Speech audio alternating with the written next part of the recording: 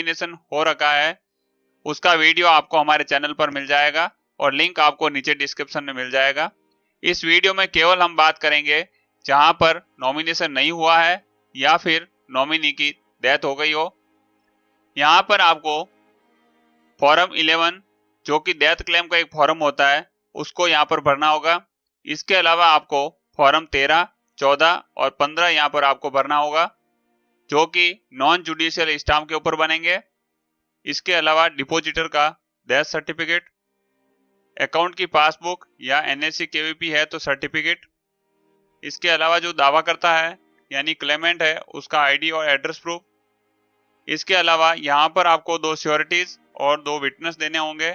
उन दोनों विटनेस और दोनों श्योरिटी यानी कुल 4 व्यक्तियों के आपको आईडी एड्रेस प्रूफ भी यहाँ पर देने होंगे जो कि सेल्फ अटेस्टेड होने चाहिए। इसके अलावा एक सर्टिफिकेट आपको पंचायत या नगरपालिका या नगर परिषद से इश्यू करवाना होगा जिसको वारिस प्रमाण पत्र बोलते हैं, जिसके अंदर खाताधारक के निकट रिश्तेदारों की एक लिस्ट होगी। इसके अलावा यदि पोस्ट मास्टर के द्वारा कोई डॉक्यूमेंट मांगा जाता है तो वह भी आपको देना होगा। बिना नॉमिनेशन का केस थोड़ा जटिल होता है तो हम यहाँ पर एक उदाहरण के द्वारा इसको समझेंगे। मान लीजिए अकाउंट होल्डर जिसकी डेथ हो चुकी है उसका नाम रवि कुमार है। अब रवि कुमार के परिवार में 3 व्यक्ति है जिसके अंदर एक अनीता जो कि उसकी पत्नी है, दूसरा अंकित जो कि उसका बेटा है और तीसरी दिव्या जो कि उसकी बेटी है। बिना नॉमिनेशन के केस में या नॉमिनी जो है उसकी डेथ हो चुकी है उस कंडीशन के अंदर आपको खाताधारक की डेथ होने के 6 महीने बाद में आपको अप्लाई करना होता है। 6 महीने तक यहाँ पर किसी प्रकार का कोई केस आपका नहीं लिया जाएगा। हम यहाँ पर एसबी अकाउंट का क्लेम का बारे में जानेंगे। दूसरे खातों की भी यही प्रक्रिया है। मान लेते हैं एसबी अकाउंट के अंदर 69,950 रुपए बैलेंस अभी तक का है तो यहाँ पर आपको स्टाम्प पेपर उसी हिसाब से खरीदने होंगे। यहाँ पर जो फॉर्म नंबर 15 है वह आपको 350 रुपए का लेना होगा। यह कम से कम 200 रुपए का होगा और अधिकतम अमाउंट का आधा % होगा। इसके अलावा 13 नंबर फॉर्म और 14 नंबर फॉर्म को जो हम भरेंगे वह 50 रुपए के स्टाम्प पेपर पर भरा जाएगा। यह 50 रुपए की दर राजस्थान के लिए है। यदि आप किसी अन्य राज्य में देख रहे हैं तो आप अपने पोस्ट ऑफिस से पूछ कर ही स्टाम्प पेपर को खरीदें। तो अब इस केस के अंदर रवि कुमार की पत्नी है अनीता जो कि यहाँ पर दावा करता है तो उसके लिए सबसे पहले आपको इस फॉर्म के अंदर फॉर्म 11 भरना होगा। फॉर्म 11 के अंदर आपको सबसे पहले पोस्ट ऑफिस का नाम, उसके बाद में जो दावा करता है यानी कि उसकी पत्नी अनीता उसका नाम आएगा, उसके बाद में डिपॉजिटर जिसकी डेथ हो गई है उसका नाम, उसके बाद में जो भी अकाउंट नंबर, एक से ज्यादा अकाउंट नंबर भी यहाँ पर हो सकते हैं या सर्टिफिकेट है तो सर्टिफिकेट के नंबर, उसके बाद में स्कीम का नाम, उसके नीचे कौन कौन से डॉक्यूमेंट आप यहाँ पर लगा रहे हैं उनको आपको टिक करना है, जिसके अंदर सबसे पहले आपको death certificate of depositor, nominee की डेथ हो चुकी है तो नॉमिनी का भी डेथ सर्टिफिकेट आपको लगाना होगा। इसके अलावा यदि अमाउंट 5 लाख से ज्यादा है तो आपको एक सक्सेशन सर्टिफिकेट कोर्ट से बनवाना होगा, वो भी यहाँ पर आपको लगाना होगा। 5 लाख से कम के लिए आपको केवल लेटर ऑफ इंडेमनिटी जो कि फॉर्म नंबर 15 है, इसके अलावा एफिडेविट जो कि फॉर्म नंबर 14 है और लेटर ऑफ डिस्क्लेमर जो कि फॉर्म नंबर 13 है, और इसके अलावा पासबुक या डिपॉजिट की रिसिप्ट या अकाउंट का स्टेटमेंट आपको यहाँ पर लगाना होगा। इसके अलावा जो डॉक्यूमेंट लगेंगे उनको आपको यहाँ मेंशन करने की आवश्यकता नहीं है। डॉक्यूमेंट की लिस्ट के नीचे फॉर्म के अंदर दावाकर्ता के साइन होंगे या यदि अंगूठा लगाते हैं तो अंगूठा लगेगा। उसके बाद में दावाकर्ता का एड्रेस और दावाकर्ता का मोबाइल नंबर, उसके नीचे पहले गवाह के सिग्नेचर, गवाह का नाम और विटनेस का एड्रेस आपको यहाँ पर लिखना है। आप चाहें तो विटनेस के मोबाइल नंबर भी यहाँ पर दे सकते हैं। उसके बाद दूसरे गवाह के सिग्नेचर, नाम और एड्रेस आपको लिखना है। दोनों ही गवाहों के आपको आईडी और एड्रेस प्रूफ सेल्फ अटेस्टेड लेने हैं। उसके बाद में नीचे पोस्ट मास्टर या बीपीएम के द्वारा सिग्नेचर किए जाएंगे। फॉर्म 11 के जो दूसरा नंबर पेज होता है उसके अंदर पहला कॉलम होता है ऑफिस यूज ओनली, तो इसको आपको भरने की आवश्यकता नहीं है। उसके नीचे एक्विटेंस होता है जिसके अंदर आपको केवल सिग्नेचर करना है, अमाउंट आपको लिखने की जरूरत नहीं है। डेथ क्लेम का जो अमाउंट होता है आपको चेक के द्वारा मिलेगा। तो इस प्रकार से अपना फॉर्म नंबर 11 कंप्लीट हो जाता है। यह एक सादे पेपर की तरह ही होगा, आपको इस पर किसी प्रकार का स्टाम्प लगवाने की आवश्यकता नहीं है और ना ही इसको नोटरी करवाने की आवश्यकता है। अब बात करते हैं फॉर्म 13 की। जो 13 नंबर फॉर्म है जिसको एफिडेविट बोलते हैं, इस फॉर्म के अंदर परिवार के सभी सदस्यों के सिग्नेचर होंगे। इसके अंदर सबसे पहले आपको पोस्ट ऑफिस का नाम, उसके बाद में परिवार के अंदर जितने भी सदस्य हैं, पत्नी, बेटा और बेटी, इसके अंदर दावाकर्ता भी शामिल है, उन सभी का नाम, उसके बाद में खाताधारक का नाम और उसके बाद में एड्रेस, उसके नीचे वापस आपको खाताधारक का नाम, उसके बाद में आपको लिखना है कि उसकी डेथ कहाँ पर हुई है और किस तारीख को डेथ हुई है। वापस आपको मृत व्यक्ति का नाम यहाँ पर लिखना है। उसके अंदर वापस ब्लैंक जो जगह है उसके अंदर खाताधारक का नाम आएगा। इस एफिडेविट में यह लिखा होता है कि जो खाताधारक है उसने किसी प्रकार की विल या वसीयत बनाकर नहीं छोड़ी है, हम सभी जो है वह केवल उसके दावेदार हैं। और फिर यहाँ पर परिवार के सभी सदस्यों के नाम लिखे जाएंगे और नाम के आगे सिग्नेचर भी यहाँ पर होंगे। इसी के सेकंड पैराग्राफ के अंदर आपको जगह का नाम लिखना है, उसके बाद में डेट लगानी है जिस दिन आप नोटरी करवा रहे हैं, उसके बाद में वापस परिवार के सभी सदस्यों के नाम और उनके सिग्नेचर उनके नाम के आगे करवाने हैं। और यहाँ पर आपको ऑथ कमिश्नर के साइन यहाँ पर करवाने होंगे। तो यहाँ आपको इस बात का ध्यान देना है कि आपको नोटरी नहीं करवाना है बल्कि ऑथ कमिश्नर के सिग्नेचर यहाँ पर करवाने होंगे। अब आते हैं फॉर्म नंबर 14 पे।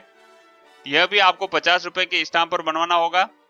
इसको लेटर ऑफ डिस्क्लेमर बोलते हैं। इसके अंदर सबसे पहले आपको पोस्ट ऑफिस का नाम, यह एक तरह का एनओसी है, तो इसके अंदर जो दावा करता है जिसको कि पेमेंट मिलेगा उसको छोड़कर परिवार के जितने भी सदस्य हैं उनके नाम और सिग्नेचर इस फॉर्म के अंदर होंगे।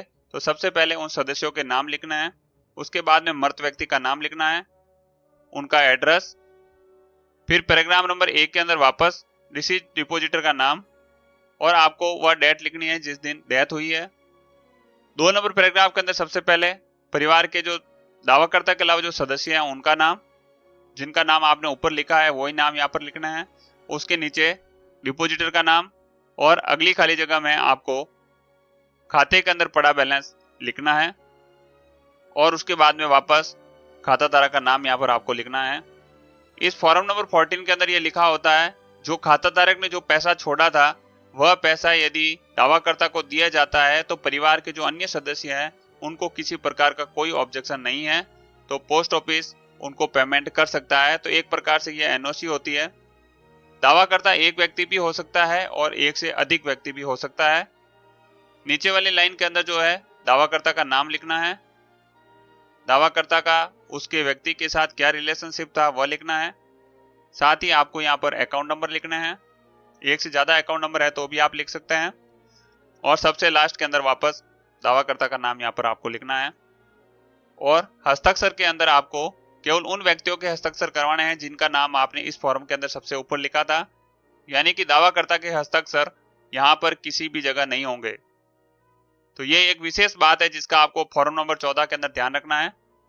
डेट के अंदर आपको वह डेट लगानी है जिस दिन आप फॉर्म साइन कर रहे हैं, उसके बाद में जिन्होंने ऊपर साइन किए हैं उन्हीं के सिग्नेचर यहाँ पर वापस होंगे, उसके नीचे वापस डेट लगानी है और आपको ऑथ कमिश्नर के साइन करवाने हैं। हमने जिस उदाहरण को लिया था तो उसके अंदर अनीता वाइफ जो है क्लेमेंट है, अंकित और दिव्या जो है वह लोग पैसे नहीं लेंगे, अनीता को यह पैसा मिलेगा। तो यहाँ पर केवल अंकित और दिव्या के ही सिग्नेचर होंगे, अनीता के सिग्नेचर यहाँ पर किसी भी जगह पर नहीं होंगे। अब इसके बाद में बात करते हैं फॉर्म नंबर 15 की, जिसको लेटर ऑफ इंडेमनिटी बोलते हैं। यह एक तरह का इंडेमनिटी बॉन्ड है जिसके अंदर इस दावे से समस्त जिम्मेदारी श्योरिटी और जो दावा करता है उसके द्वारा ली जाती है। तो इसके अंदर सबसे पहले पोस्ट ऑफिस का नाम, उसके बाद में जो दावा करता है उसका नाम, उसके बाद में जो खाते के अंदर बैलेंस है वह बैलेंस यहाँ पर लिखना है, स्कीम का नाम लिखना है, उसके आगे अकाउंट नंबर लिखना है और वह अकाउंट कौन से पोस्ट ऑफिस में था उस पोस्ट ऑफिस का नाम यहाँ पर आपको लिखना है। खाताधारक जिसकी डेथ हो चुकी है उसका नाम यहाँ पर लिखना है। उसके बाद जो खाली जगह है उसके अंदर भी वापस उसी खाताधारक का नाम लिखना है जिसकी डेथ हो चुकी है। जो सेकंड पैराग्राफ यहाँ पर होगा उसके अंदर सबसे पहले दावाकर्ता का नाम आएगा, नीचे वाली खाली जगह के अंदर आपको 2 श्योरिटीज के नाम लिखना है। श्योरिटी एक तरह के जमानती होते हैं जो कि आपकी गारंटी यहाँ पर लेते हैं।